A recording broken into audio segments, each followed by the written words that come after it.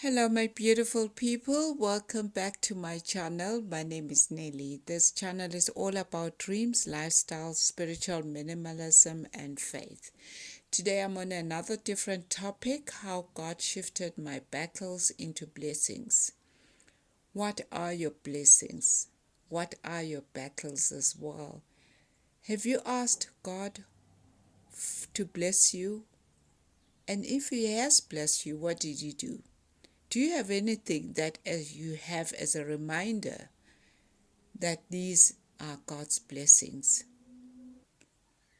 The other day I was with a client and I had taken a client to go and buy souvenirs. And when we were in the market, I saw a picture of this painting, this beautiful painting. I related to the woman in the painting and she looked very sad. I related to that woman because I was going through so much then. There was just so many things that I was going through. It was like, you know, I was just seeing myself in that painting. I was just seeing myself in that woman in the painting. And as I was reading this Bible verse of Joshua, remember when in Joshua 4, verse 3, when he had to take over, he will be crossing River Jordan in 3 days. He also told him to select 12 men from the different tribes to gather 12 stones, which they will build as a monument, to explain to the future generations why was that monument built, how the children of Israel crossed the river Jordan. What is it that you have as a reminder? What is your river Jordan? What is it that you have as a reminder from God? Is there anything that you can actually point out? Let me know in the comments below if there's anything.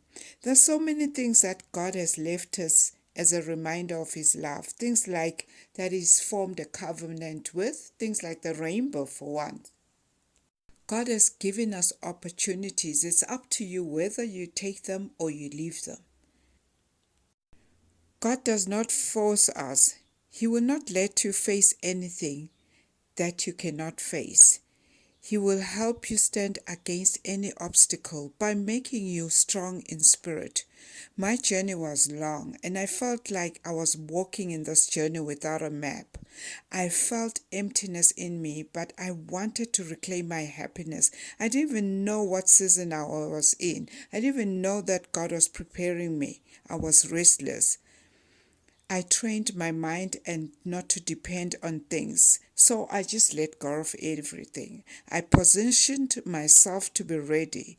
I let go of my anger and bitterness. So I started working on my unforgiveness because that's where I needed to start. It was very difficult, but I thought, if you don't forgive, how will God answer my prayers? So I started working on my unforgiveness.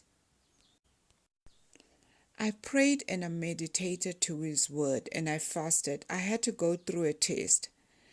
God gives us these challenges to test our faith, for our faith to grow and multiply. You need to trust him. He wants to put you to his full armor.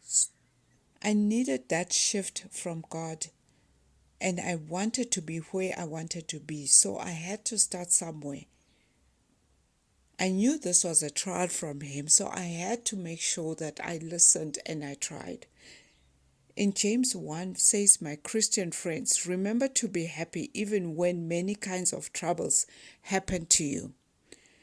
Troubles can happen to you. God wants to see if you really trust him.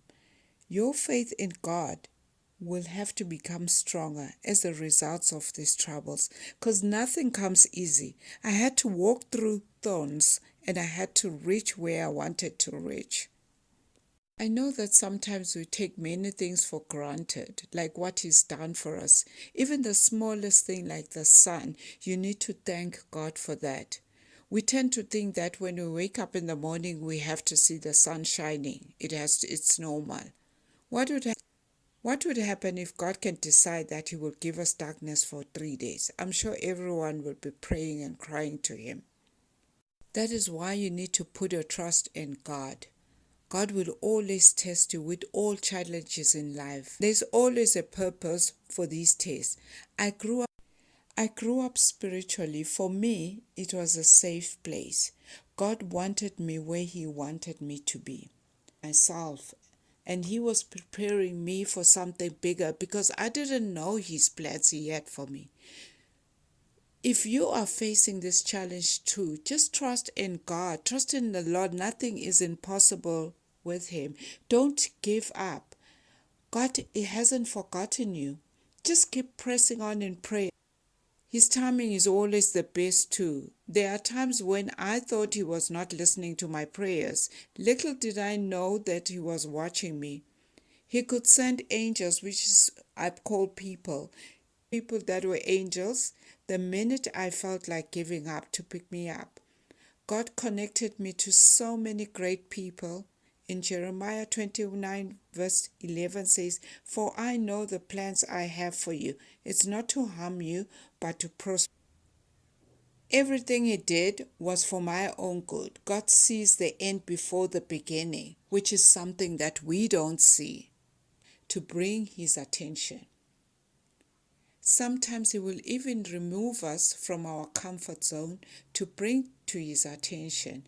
I became to see the goodness of God, that all the things that were happening to me was for my own good. I learned to wait. His timing was just right. Because if I wanted to do the things before His timing, they couldn't have been able to work out, because He had something that I needed to do before my break. Waiting wasn't a coincidence for me. I had to finish my assignment He had for me during that waiting process, which I didn't know I had an assignment to do. But when I think back, I remember I had an assignment that I needed to do. So when God makes you wait, it is for a reason. Don't question Him. Just stay and meditate on His word and be strong. In the Bible, when you look at Joshua, God told him they will cross the river within 3 days, and He will take over Moses within 3 days. As we know, 3 represents a confirmation. God was confirming to Joshua that they will be getting to the promised land within 3 days. For me, I did not have, He did not give me a time period, but I still had to wait. I had to trust in Him, because I knew that if I trust in Him, I will get to my promised land. So maybe you need to trust God too if you want to get to the promised land. The same God that spoke to Moses lived in Joshua and now lives in you. Today, I no longer see that sad woman behind that painting. In fact, that painting is now a simply focal wall in my home, a conversation starter for what God did for me. I have crossed my river Jordan. I now see a woman full of courage and a prayerful woman behind that painting. I hope this message will help somebody out there. Thank you for watching. If you like this channel, please subscribe and like.